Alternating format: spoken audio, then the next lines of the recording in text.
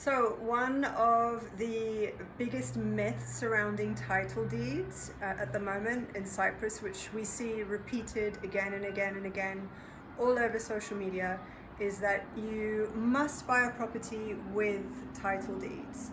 So this is fake news, it's false information.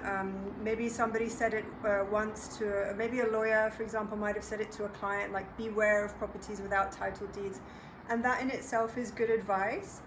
But to absolutely avoid all properties without title deeds doesn't actually make any logical sense.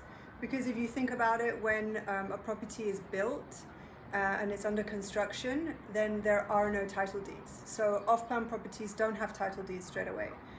Some of the older properties may have waited like 20 years for the title deeds to be released, because they have to go through so many checks to make sure that the measurements of what was built correlates to the measurements of what they had permission for, that they upheld all the building regulations, and there's many checks that they need to go through before the title deeds are released. So not all properties have title deeds, and I myself personally have bought 2 properties without title deeds and received the title deeds when they were released, and I had no problem transferring the title deeds into my name.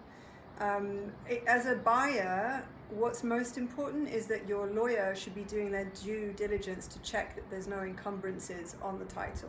And that means that nobody else has come and put a memo or a lien or any kind of block on your title because the previous owner owes money, or there is a mortgage that you don't know about on the property.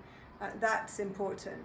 But to actually have the titles physically ready is not so important, because what we can do, if somebody buys a property without a title deed but they are imminent, then we do something called transfer by assignment.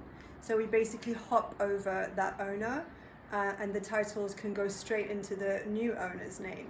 So I just wanted to explain to people that don't understand what a title is and what the difference is between titled properties and untitled properties, because it's important to know that you can buy a property without title deeds, and sometimes a lot of the bargain properties don't have title deeds.